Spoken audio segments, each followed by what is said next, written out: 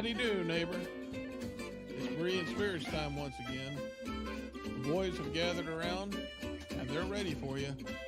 So join in, make comments, and study with the guys as they try to study as the Bereans did in Acts chapter 17. And now, here's the guys.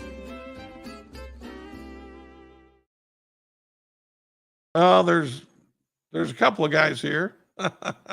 Chris isn't with us today, and we're going to miss him. Unfortunately, I think I got him sick.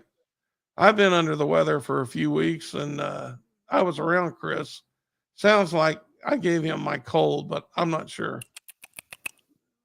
Well, it happens. But anyway, well, I'm back, so he'll be back too, Lord willing.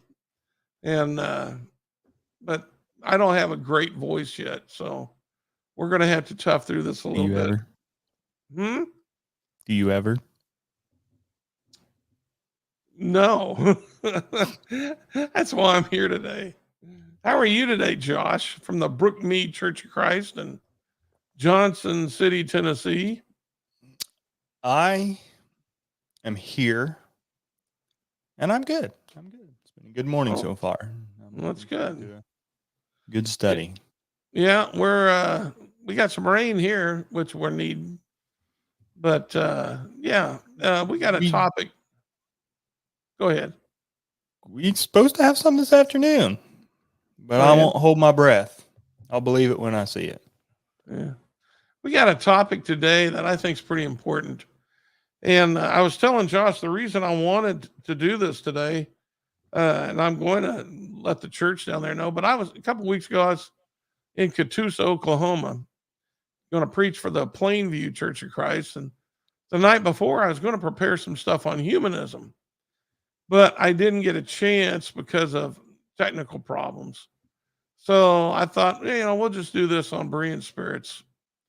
And so that's what we're going to do today. We're going to talk about some things about humanism and why Christians need to be aware of it and how it's affecting your life, because it really is. Humanism is pretty strong today. It's always been strong, but it's pretty strong today. And if a Christian thinks they're not affected by humanism, well, they're wrong. It's one thing to study it in depth, and understand that, but it's another thing to at least be aware of it. And I think that's what every Christian needs to know is to be aware of it. I went years ago. I mean, this is a long time ago. I went to the lectures at Florida College where the topic was humanism. And the last night, the late Homer Haley was given the lesson, and he was assigned to talk on Revelation. And he made the funniest comment. He said that they didn't ask him to preach on humanism. And he said, he called it an intellectual topic. And then he said, but he goes, I wouldn't waste my time studying it. And I can see where he's coming from, because to go in depth on humanism, to me, is a waste of time. But to be aware of what it is, that's something totally different. And so that's what I am wanting us to do today, is to be aware about humanism and how it's being manifested in our lives, and what Christians need to do to be able to recognize it when it rears its ugly head.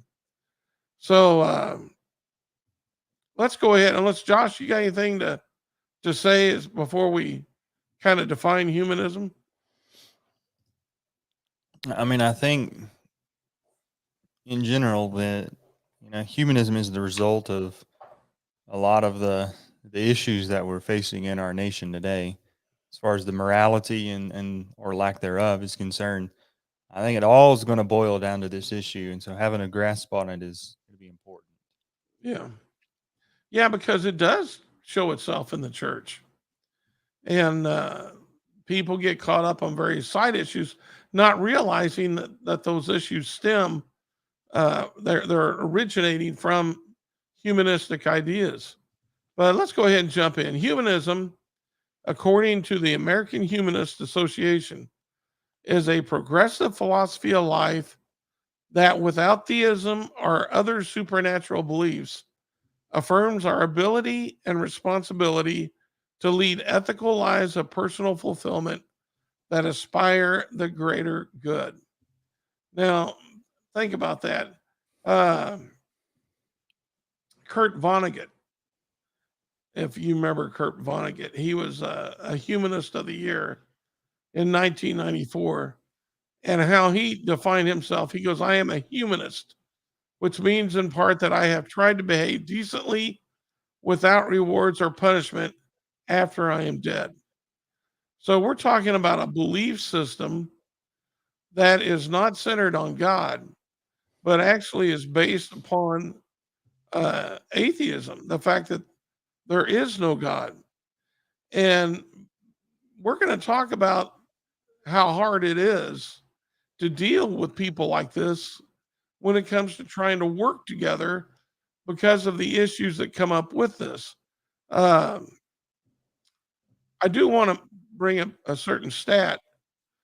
Pew Research Center did a telephone survey in 2018 and 2019, and it showed that 4% of Americans say they're atheists, and that was up 2% from 2009. So this whole humanist idea is growing. Now, I also want to make it clear, not all humanists claim to be atheists, and those usually are the ones that are misinformed. They just like the idea of being a humanist. They hear certain things about humanists, and they adopt some of their teachings, but they like to say that they are humanist Christians. Um, in essence, there's really no such thing, but there are those out there that try to teach that.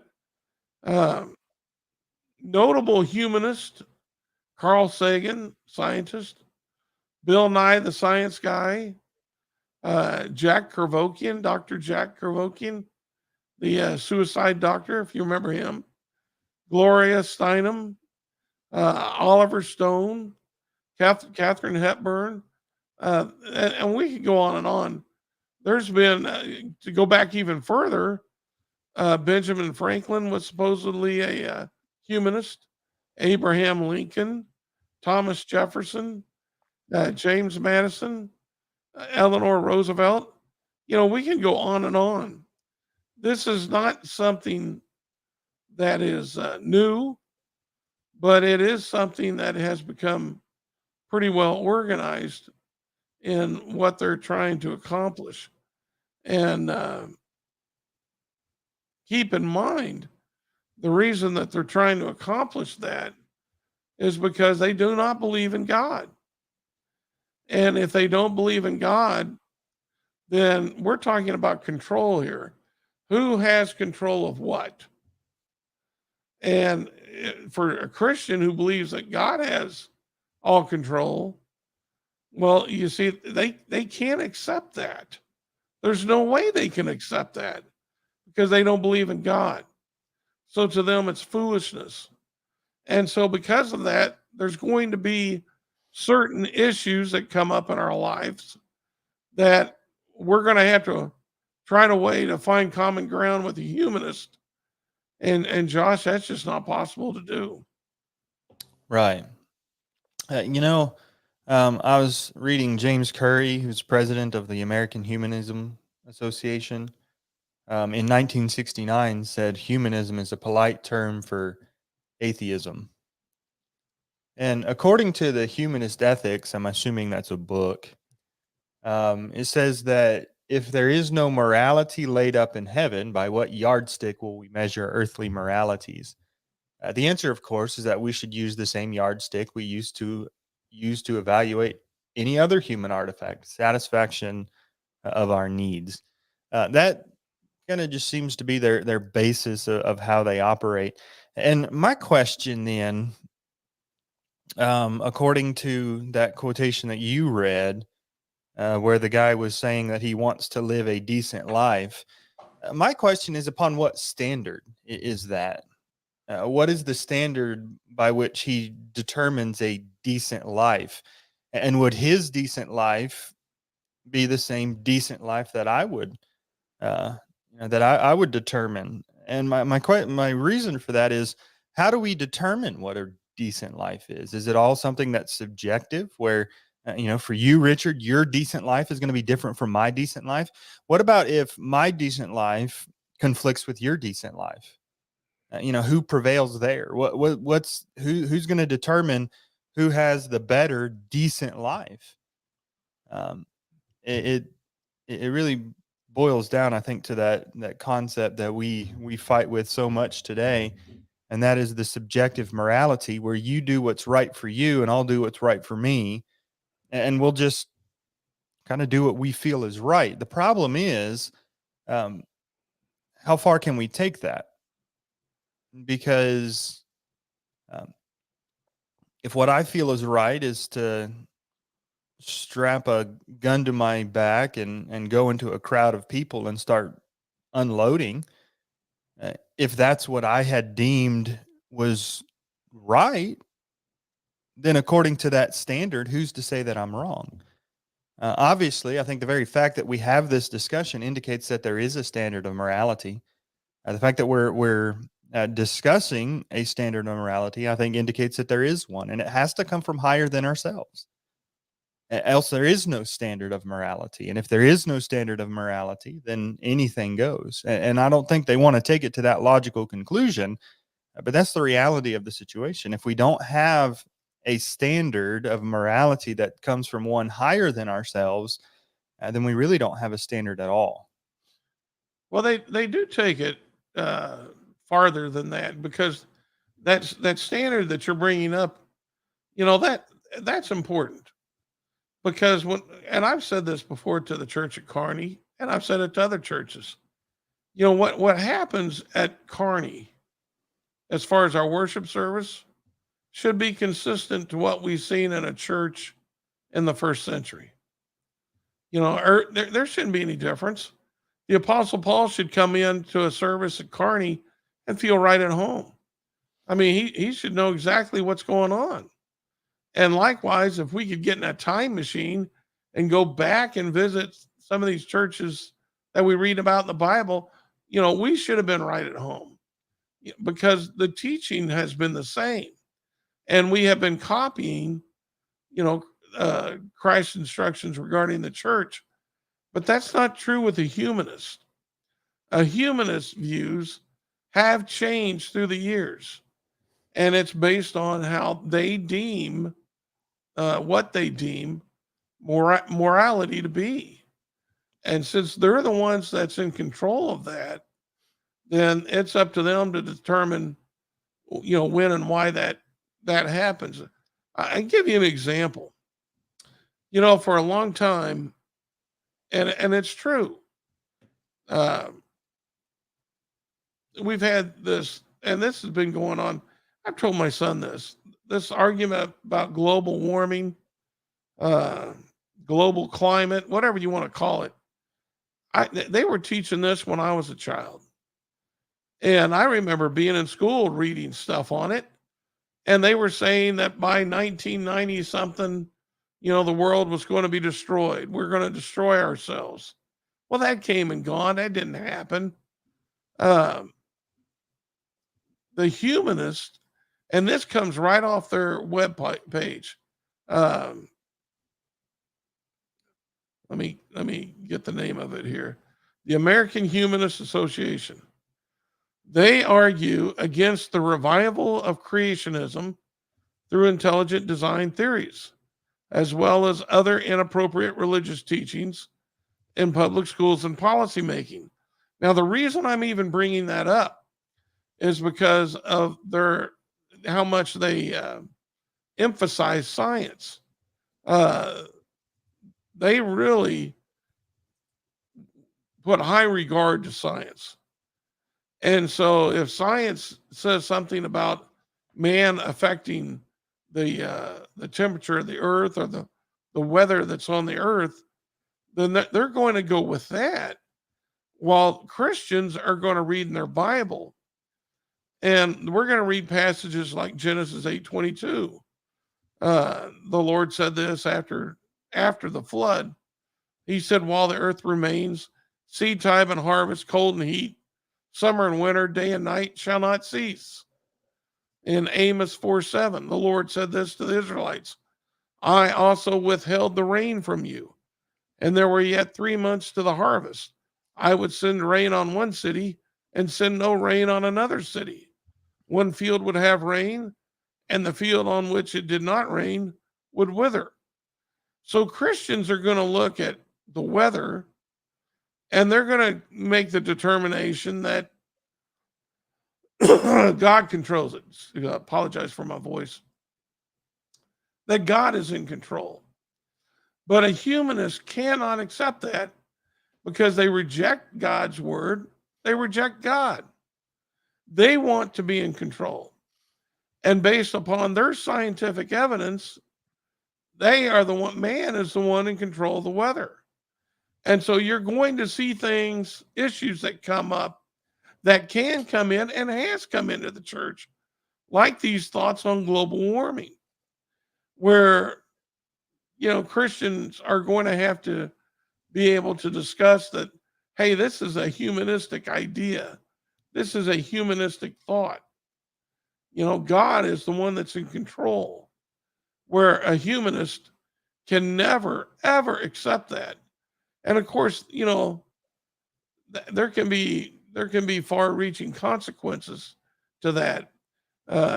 No humanist is going to want a Christian in control of making decisions in regard to global warming, because in their mind, they're the ones that are controlling the weather. That's just Now I have a example. question. If mankind is in control of the weather, then how come I can open up my phone and I can look on the app and it's going to tell me what the weather is going to be like all week long, and then the weather is a far cry from what it says it's going to be in reality? I know that's a good I question. thought we had control of it. Well, Anyway. my thought was when Hurricane Katrina hit, when it was just off the coast of New Orleans. The weathermen were saying this is going to be the worst case scenario. It is going to hit in the worst possible spot at the worst possible time, and it's going to be a complete disaster. And they said it was going to happen. Well, I know Christians everywhere were praying, Lord, spare these people. And Josh, at the last possible second, without any scientists, saying that this was going to happen, that hurricane moved. And I didn't hear any weatherman say that hurricane was going to move. They said it was going to go right on in. But it was still bad. Don't get me wrong, it was still bad. But because that hurricane moved a little bit, it spared the city what could have been a far greater disaster. So, again, it just goes to show you that man doesn't know the weather, doesn't control the weather, and God's the one that's going to control that. I thought Jesus made that pretty clear when he calmed the winds and the sea when he was on the ship. Peace be still, and the winds and the waves listened to him. They obeyed his voice. That's what I see from the Bible. And again, I'm only using this to illustrate how a humanist sees something and how a Christian sees something. And unfortunately, there are many issues that are affecting Christians today that are being very much influenced by humanists. Right. I want to bring in a couple comments here. We have Chris on his alternate page here, or his channel, Blind Grilling. He Never heard of it. Anyway, he references 2 Peter chapter 3 verses 5 through 7, and of course within that context you have Peter talking about mockers coming who are going to ask, where's the promise of his coming? I mean, you keep saying the Lord's going to return. Where's he at? And he says in verse 5, when they maintain this, it escapes their notice that by the word of God, the heavens existed long ago, and the earth was formed out of water and by water, through which the world at that time was destroyed, being flooded by water. But by his word, the present heavens and earth are being reserved for fire, kept for the day of judgment and destruction of ungodly men. What that's telling us is that we're not going to destroy this world. God's going to take care of that.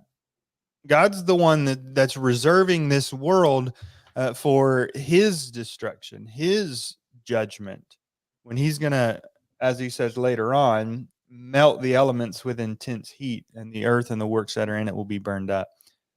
We don't have control over that. God is the one in control of that. But then also we have Truth and Reason. I believe this is Chris Kramer on here. He says, an atheist once told me that she didn't believe in God because of all the bad things in the world. And then she said she just wanted to live by the golden rule. Quite ironic. Wonder where that golden rule came from. Interesting. You're right, though. Whether we're talking about the weather, anyway, if we're talking about the weather or any other thing, I think it should be clear that the Christian's thinking is going to be different than the humanist. Where I think that really is going to come into play, however, is as far as the life that we live. The life that the humanist is going to live is going to be different than the life that the Christian should live. You see in Proverbs 29 and verse 18, it says, where there is no revelation, the people cast off restraint. I think that the concept is if there is no revelation from God, then there's nothing to guide us, right? And so people cast off their restraint and they start living the way they want and they start doing as they deem best. But the reality is it doesn't change the fact that the revelation has come. Well, yeah, that's like 2 Timothy 3:12 and 13. When he talked about evil people would go from bad to worse, deceiving and being deceived. So that's exactly what humanism does. They Josh brought up the point about what standard are they going to live by. There is no standard. It's the standard of the lust of the eyes, the lust of the flesh, and the pride of life. That's the standard.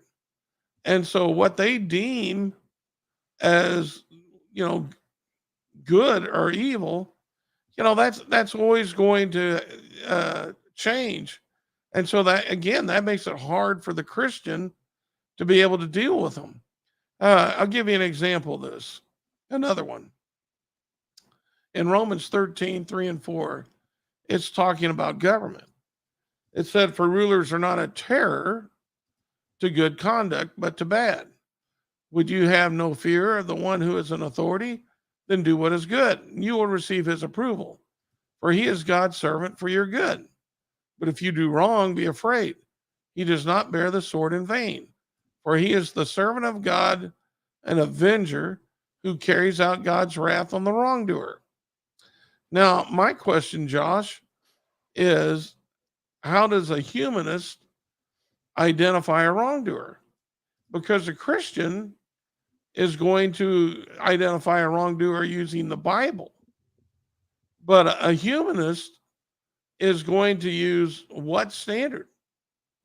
And so if they can be in control of in authority in places where they're making decisions that affect people's lives, then what is considered a wrongdoer, can change. There won't be any justice as far as we understand justice, because whatever they deem to be right, well, that's going to be right. And if they later change their minds and deem that to be wrong, well, that's just, they're their own law. And so it makes it really hard for the Christian to be able to do anything with them. I'll give you a good, let's see if I can find this here. Is Tiffany Cross was a reporter when Roe v. Wade got overturned in the Supreme Court. And Tiffany Cross is on MSNBC. And I want to read what she said. She said, the right to choose an abortion is a human right, and that the Supreme Court is forcing the entire country to abide by Christian doctrine. Well, what the Supreme Court did was made a determination on what's right from wrong based on what the Bible teaches. But she's rejecting that. And so, because she's rejecting that, she's on the other side of the issue of the Supreme Court. You know, she thinks it's a human right. Now, if you get enough Tiffany Crosses in government, then they're going to start doing what? They're going to call evil good and good evil. And so, you know, that again, that can make it really difficult for the Christian.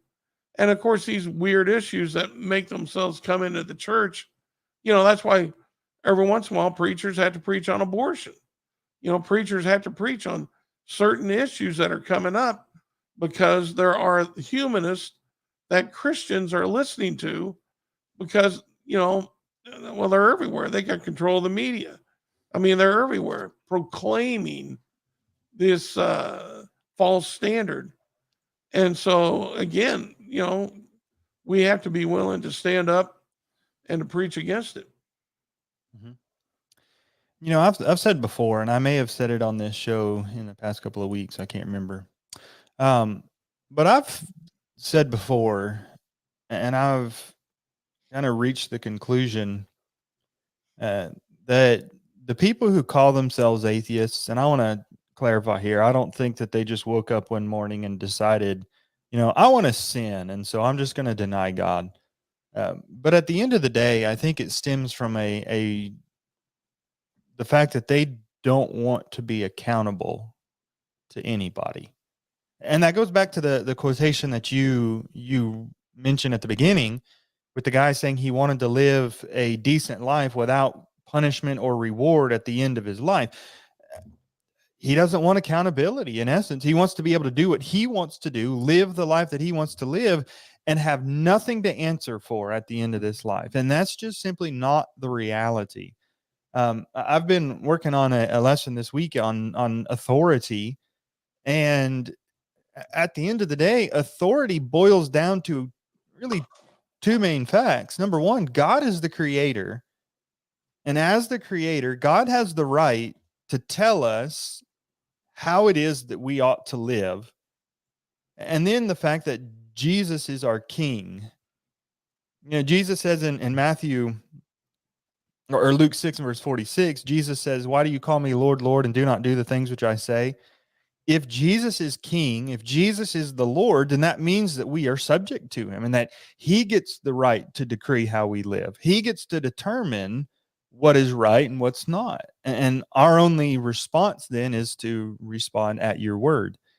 The reality is too many people don't want to do that. That's why we have this whole humanist concept around, is because people don't want to submit themselves to the will of God. They don't want to subject themselves to King Jesus. They don't want to subject themselves to the creator of this world. And so they're just going to deny all of that, and they're going to live themselves or live any way that they desire. But at the end of the day, I can deny God and I can deny Jesus as Lord, but that doesn't change the fact that God is and that Jesus is Lord. That's amen to that. You You know, cannot. Philippians 2 tells us that God has highly exalted Jesus, given him a name which is above every name. And he says that every knee will bow to Jesus. Uh, It's only a question of when. These humanists and these atheists, they're going to bow before the Lord one day. Sadly, it'll be too late. But they're going to bow. They're going to recognize that God is and that Jesus is Lord. And they're going to recognize that he is the standard and he is the pattern by which we must live our lives. And again, if humanism were true, we have no logical basis for condemning people like Hitler or condemning these mass shooters that we see in our nation today. If humanism is right, you have no basis to condemn any of that. Because if that's what they deem is right, if there is no accountability higher than ourselves, then why not? Josh, you've heard me say this, and I'll say it again. No man can will God off his throne and out of existence. You're going to have to deal with him one way or the other. Because he's there. I mean, he rules. And so, if he's the ruler, then he has authority. And so you're going to have to deal with him, whether or not you're a humanist or not. But I do want to get, before, if you don't have anything else, I do want to address certain things that are in their, it's called the Humanist Manifesto. Because in the manifesto, there are things that these people have been working toward that we're seeing show its face today.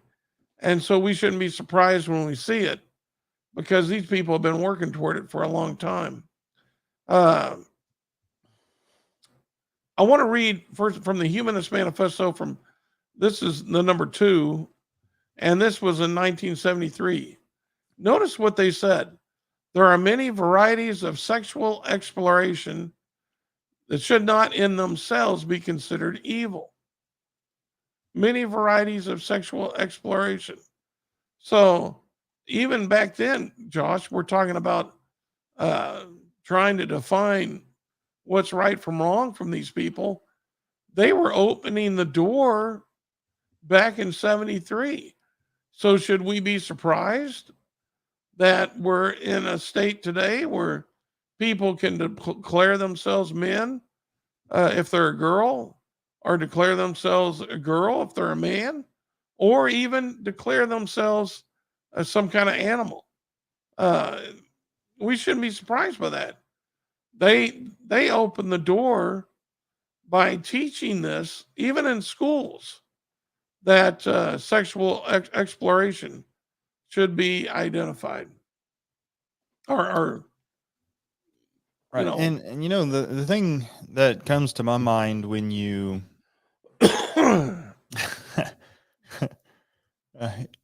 that I guess so. Anyway, somebody or what come to my mind when you were reading that. That's exactly what Paul wrote in Romans chapter 1. Yeah. Where he says they know God, but they didn't honor him as God or give thanks. But it says they became futile in their speculations, and their foolish heart was darkened. Professing to be wise, they became fools and exchanged the glory of the incorruptible God for an image in the form of corruptible man and of birds and four-footed animals and crawling creatures. And then 3 times in the following verses, Paul says God gave them over. Yeah. God gives them over in the lust of their heart to impurity, so that their bodies would be dishonored among men. God gave them over to degrading passions, and God gave them over to a depraved mind. God gives them over. I think the point that Paul's making there is if you're bent on going your own way, God's going to let you do it. I mean, God's going to let you go in the way that you want to go, but you're still going to end up facing the consequence for it. Yeah, there's always consequences to whatever choices you make. But yeah, and I've said that many times before. God has given man the right to choose, but that doesn't mean he doesn't face consequences. Man has the right to choose whether or not he's going to obey him or not. Right. But your choices have consequences, and we know the wages of sin is death. And so that's the consequences of it. But anyway, I just thought I would bring one of those up just to show you We're seeing this played out in schools today. Hey, humanists have been working on this for a long time. Humanists are in control of the teachers' unions. Don't think for one second that humanists are not in control of what your children are learning in public schools, because that's why they want to make sure God has no say in anything in regards to teaching your children. Here's another one from 73. Now, you probably heard a lot of people talking about uh, a change in our economic systems, how capitalism, needs to be changed and go to a socialism. Well, this is what they wrote in 73. Humane societies should evaluate economic systems not by rhetoric or ideology, but whether or not they increase economic well being for all individuals and groups and minimize poverty and hardships, increase the sum of human satisfaction, and enhance the quality of life. Hence, the door is open to alternative economic systems. So, in other words, that whole thing was introduced by that whole argument. And if you've been talking to Christians about whether socialism is right for the church in this country or capitalism, that door was opened by humanists back in 1973. Uh, Reading these manifestos are important. Here's another one, and this is especially applicable to what we see going on at the border today. This was again from the Humanist Manifesto 2. The 12th point, we deplore the division of humankind on nationalistic grounds. Thus, we look to the development of a system of world law and a world order based upon transnational federal government. Think about that. So that explains why they want to have open borders. That's what they're looking for, is a transnational federal government, a world government is what they're looking for. Um, You know what's funny there? They want to do away with nationalism, and just have a universal world government then, and yet God rules over the entire world, and they want to reject that.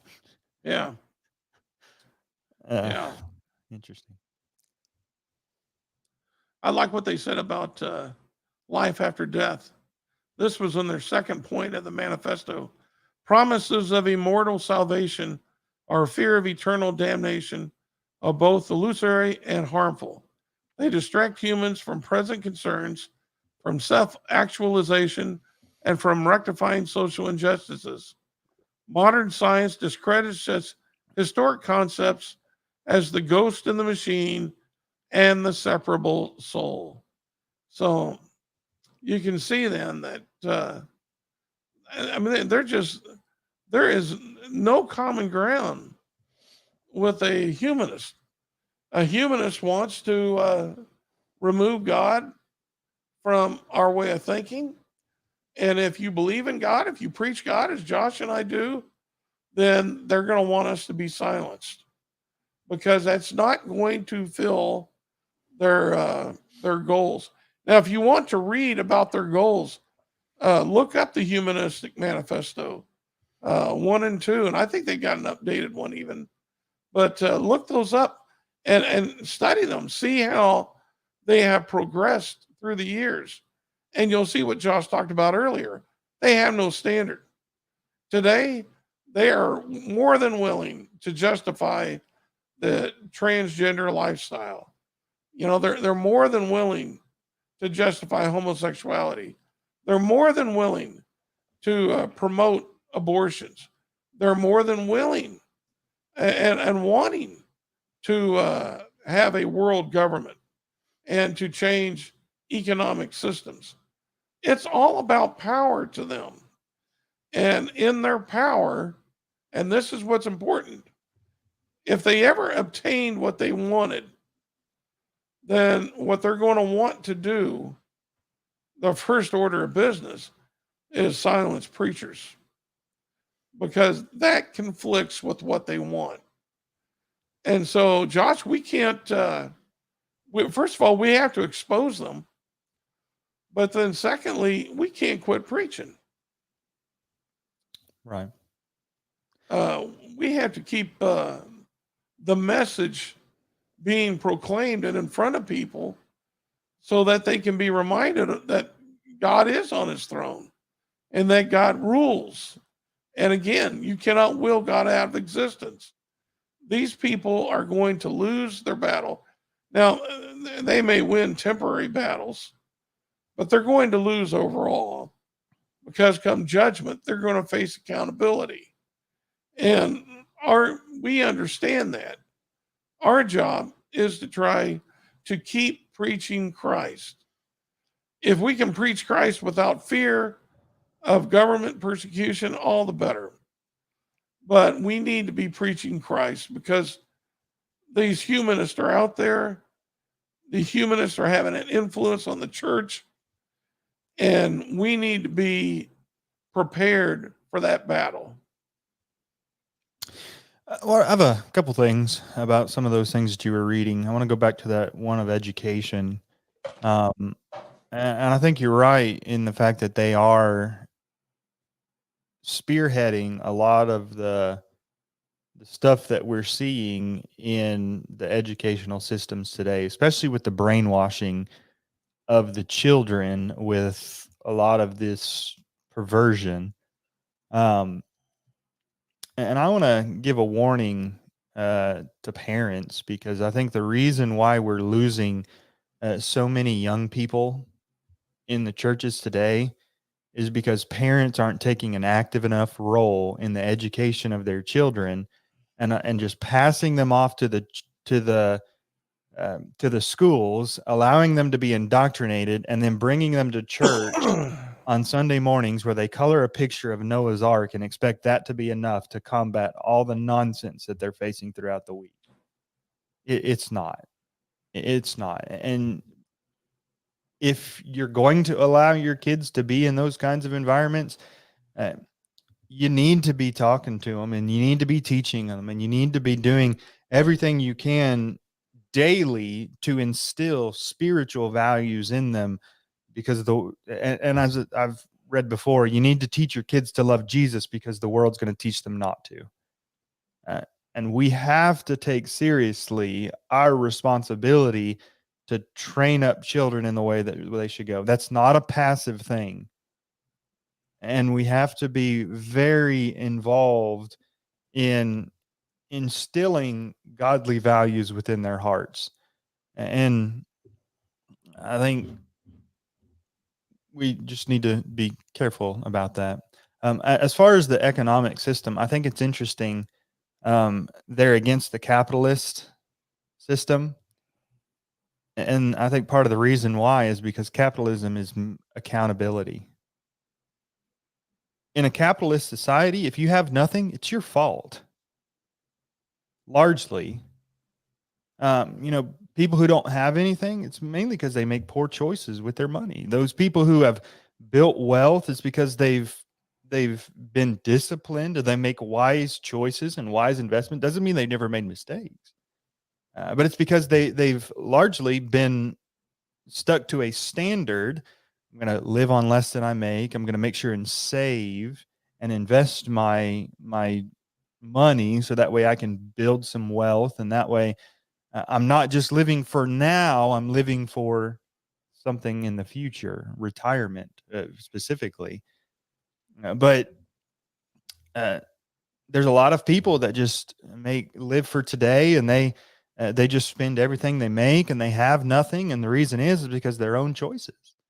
And capitalism keeps you accountable for your choices in some sense. And so I think it's interesting that, they strip away all this accountability in their ideology.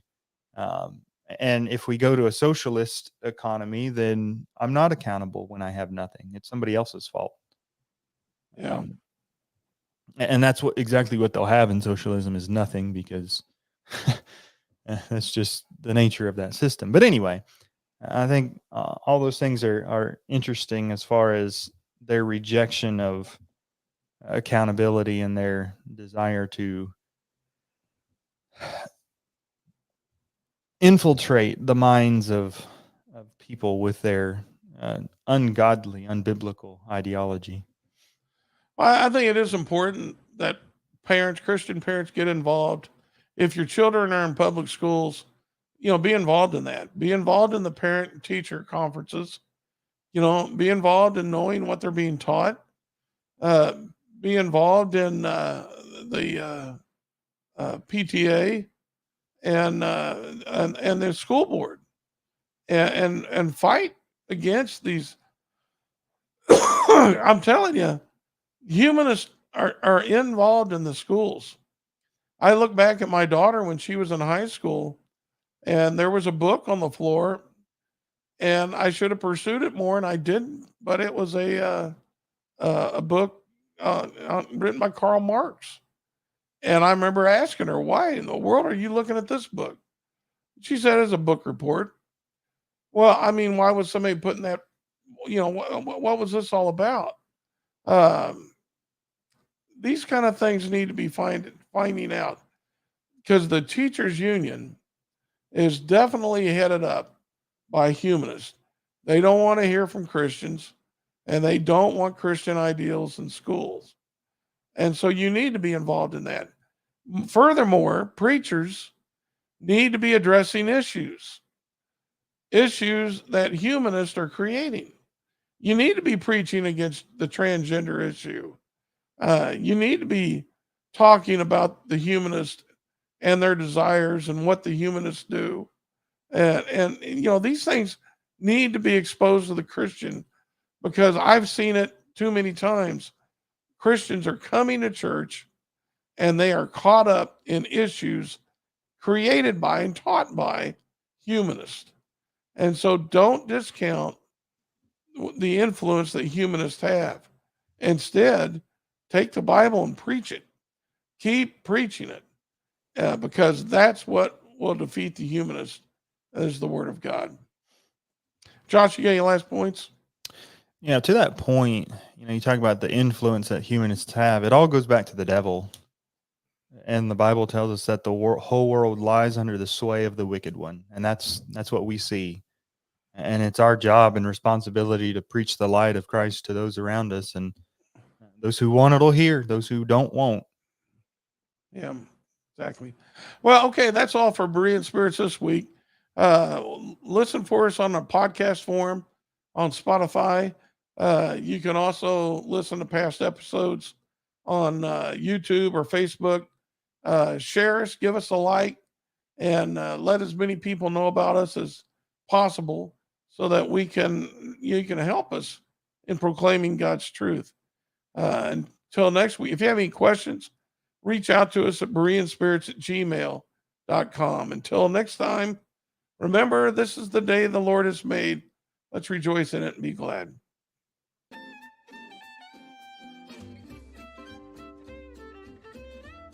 Well, folks, that's all for today.